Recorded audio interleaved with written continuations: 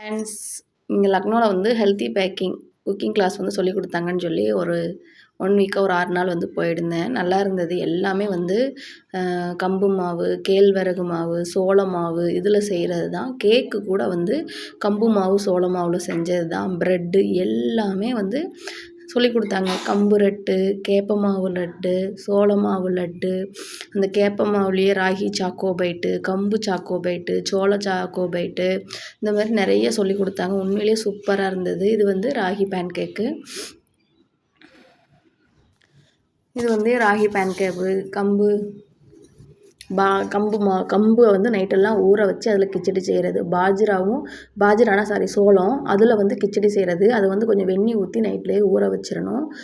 இந்த மாதிரி எல்லாமே வந்து ஹெல்த்தியாக குழந்தைங்களுக்கு வந்து செஞ்சு கொடுக்கணும் அப்படிங்கிறதுக்காக சொல்லி கொடுத்தாங்க. சோளத்தில் பர்பி செய்கிறது, கம்பில் லட்டு செய்கிறது, இது வந்து கேழ்வரகு மாவு லட்டு, இது வந்து ஒரு ரசமலாய் ஃப்ளேவரு. அப்புறம் வந்து இதில் வந்து ஒரே ஒரு ராகி தோசை இருந்தது. அது வந்து மசாலா தோசை, உள்ளே வந்து உருளைக்கிழங்கு டஃபிங் வந்து இருக்குது.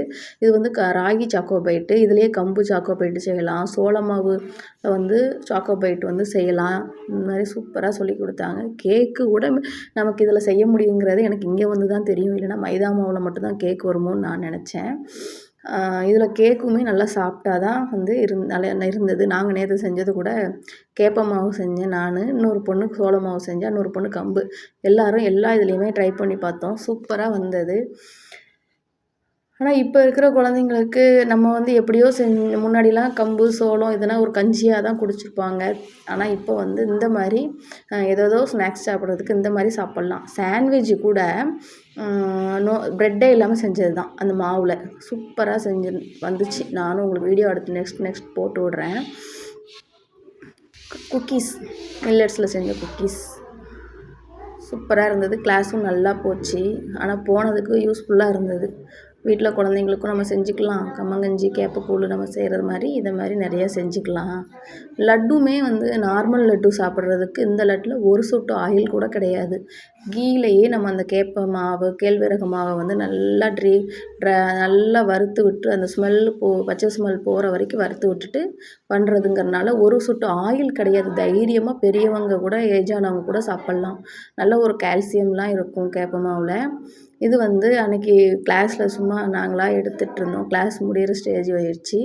சரி லாஸ்ட் டே வந்து சரி ஒரு ஒரு மெமரிஸாக இருக்கட்டும் அப்படின்னு சொல்லிட்டு ஜாலியாக தான் இருந்தது. எல்லா ஃப்ரெண்ட்ஸும் எனக்கு தெரிஞ்சு நாங்கள் 2 பேர் தான் தமிழ் அக்கா. ஒரு அக்கா அவங்க, நான் 2 பேர் தான் தமிழ். மற்ற எல்லாம் அசாம்காரங்க, யூபி உத்தரப்பிரதேஷ்காரங்க, மத்திய பிரதேஷ்காரங்க எல்லாம். ஆனால் அங்கே போயிட்டால் ஒரு செட்டாக ஆகிடுவோம் கண்டிப்பாக. ஃப்ரெண்ட்ஸோடு இப்படி தான் ஜாலியாக போச்சு. கிளாஸாக இருந்தாலும் ஏதோ ஒரு காலேஜ் போன ஃபீல் ரொம்ப நாளைக்கு அப்புறம் இருந்தது. கப் கேக்கு பெரிய கேக்காக செஞ்சுட்டு பெரிய கேக்காக ஊற்றலாம், கப் கேக்காலும் செய்யலாம். சேனல் பிடிச்சா லைக் பண்ணுங்கள், சப்ஸ்கிரைப் பண்ணுங்கள். பாய்.